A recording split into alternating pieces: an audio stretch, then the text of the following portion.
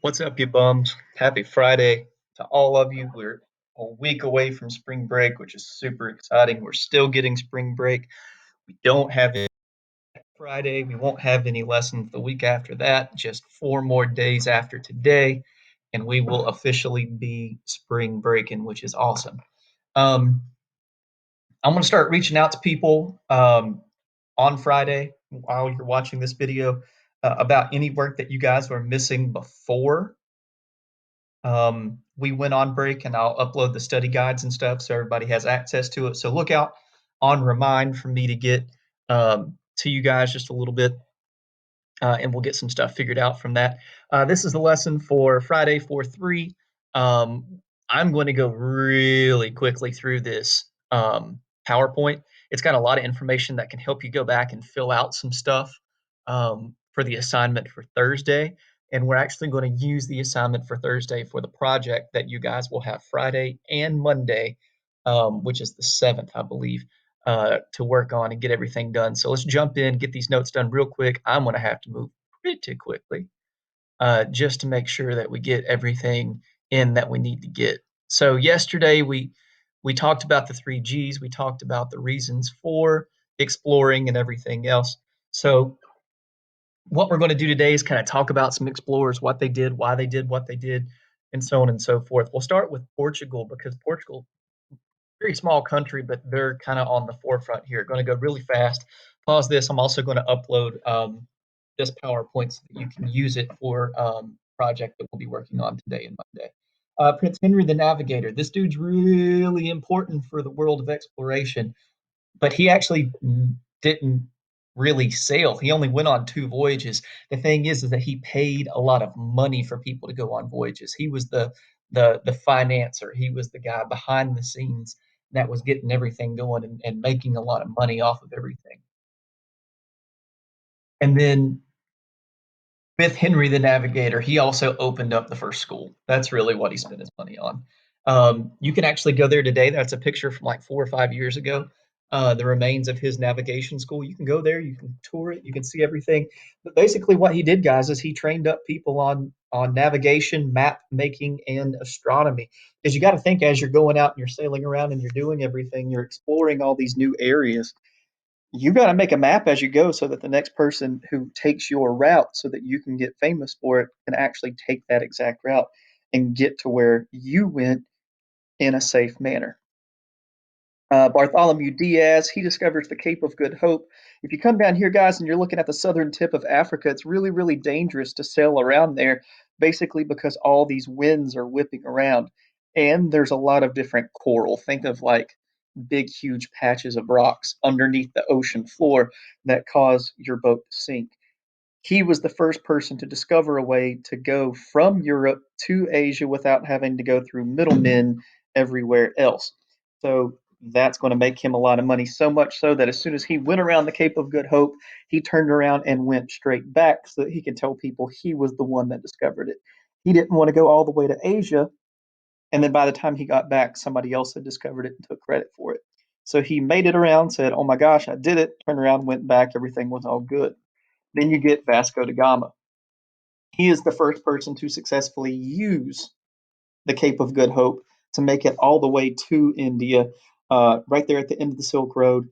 He led 4 ships on that sailing voyage. You can tell here that he just hugged the bottom coast of Africa all the way up and then jumped over to India and then back around and went up. He got extremely famous and made a lot of money. These first few guys, God isn't really their main G motivator. It's going to be glory and gold, the money that they're making off of everything. And he is going to be a national hero in Portugal because he brought all of this good fame and all these, I don't know, like he brought a lot of money in. I'm trying to think of how I want to phrase it. He brought a lot of money in, and he was able to finance a lot of other voyages later, which is pretty big. That's it for that. Spanish explorers going on to Columbus, the guy that we all know about. He's really truly not a nice guy. I don't like the fact that we have Columbus Day here in the United States because, well, number one, he never stepped foot in the continental United States. He went down in the Caribbean a lot, and then number two, he just murdered a lot of people and everything else. Um, so he goes to and here's the thing, kind of like we were talking about yesterday. Christopher Columbus was not Spanish, he was Italian, but he got paid by Queen Isabella and King Ferdinand of Spain to go, and he was trying to find the fastest possible way to get to India. And he said, "What if I don't go around Africa? What if I just go around the world?" And people thought he was crazy because most people at that time thought the world was flat. He's like, "Nah, it's a globe. It goes all the way around." And so he ends up sailing over. He hits land and he's like, "I must be in India." And he gets out and he meets the people and he's like, "Yo, what's up, Indians?" That's where we get the term Indian for Native Americans, right? Because he literally thought he was in India. He screwed up. He ended up making four different voyages. You can kind of see that he bounces around here. In Cuba, he goes around Central America. He goes down into South America, jumps back up. You can look at that a little more. Now, here's the thing. Spain and Portugal were the first two countries going over there, and Portugal's like, we need to put our foot down and make sure that we are getting access to everything because we're kind of the big deal here. So they went to the Pope because both Portugal and Spain are very, very big with the Catholic faith. And the Pope said, okay, from what we've seen, what we're going to do is we're going to draw a line, the line of Tordesillas, and I probably mispronounced that, but it's okay. He drew that imaginary line and he said, okay, everything on the right side of this line over here will belong to Portugal. Everything on the other side will belong to Spain. And Portugal did like a fist bump because they were like, awesome, we got all kinds of land. And it wasn't until they went and started exploring that they found out that that line really helped Spain out. And really, it makes sense, guys. If you look at Central America and all these countries down here in South America, they still speak Spanish, and that's because they were discovered by Spaniards. Over here, there are only two countries in the world, technically three, that speak Portuguese. Portugal's one of them, and the other one is this big country right here, Brazil, right? They're the only other country that speaks Portuguese, and that's because Portugal took access to this because the Pope gave them access to it. But really, it ends up backfiring on Portugal, and Spain ends up getting a lot. With Spain, we get this guy, Ferdinand Magellan.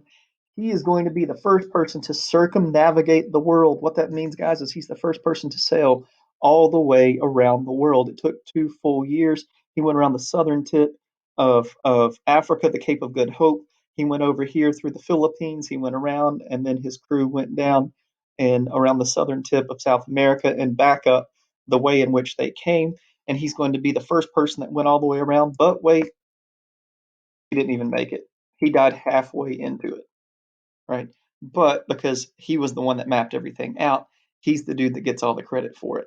Only 18 people ended up surviving that 2 year voyage all the way around the world, and they got tons of money and they got tons of glory because they were able to survive it. Where Magellan got killed halfway in the Philippines. I'll go back for just a second.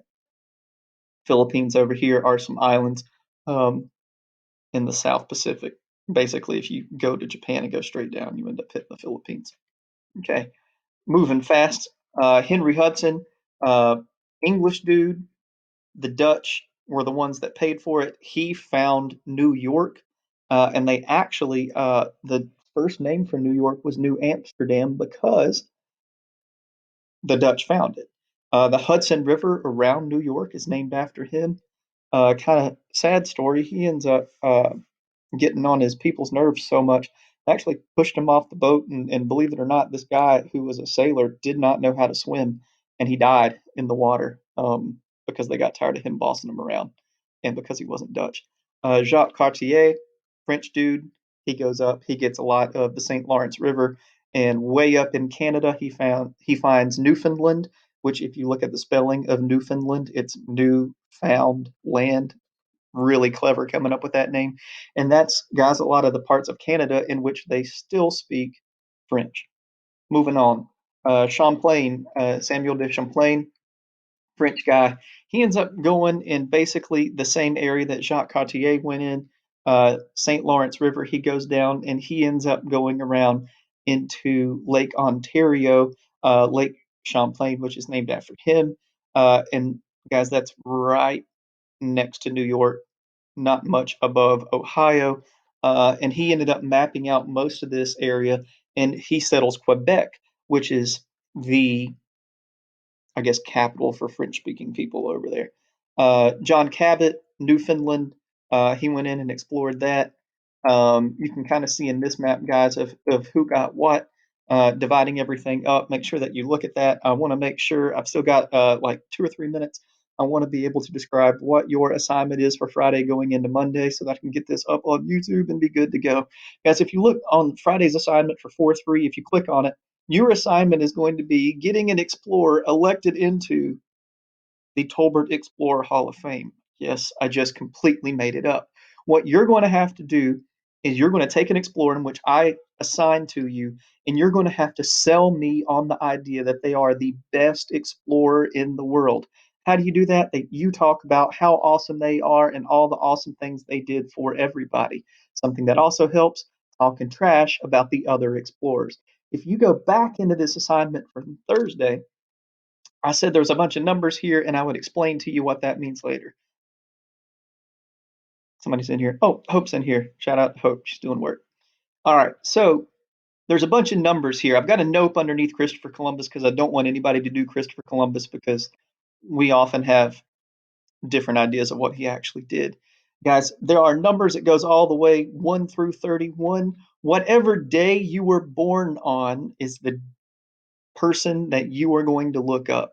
So, for example, if your birthday is on the 1st, the 16th, or the 31st, your dude is Vasco da Gama. My birthday is October the 5th, so I would scroll down to number 5, and that is Juan Ponce de Leon. That's my guy that I'm trying to get elected into the Explorer Hall of Fame. All right, so what are you going to do? You're going to come up with a script, you're going to come up with something. You can do one of three things. You can make a digital newspaper ad, okay? You can put in pictures. I want catchy slogans. I want everything. You can do a TV commercial. It says class iPad here. Well, you're not in the classroom, so use your phone. Record a video, edit it, do whatever you want to do with it. If you don't like that, guys, do a radio ad. On an iPhone, if you go in, you just search your apps for voice memo. You can record it, right? Individual activity, doing this solo, it says down here at the bottom, we really don't have to worry about that because you're all in isolation at home and not talking to anybody. And plus, you probably don't have any friends anyway. So yeah, that's right. I said it. So there. Um, yeah. So if you have any questions on what to do for this assignment, please hit me up in your mind. Hit me up with an email. Do whatever. Please make sure you're subscribed to the YouTube channel. Like this video, gives it a thumbs up. Maybe SeatGeek will sponsor me, and I can buy myself a new car out of this whole thing. Um, Again, hope everybody has a fantastic weekend. If you need any help with this, let me know. All right, see you guys later.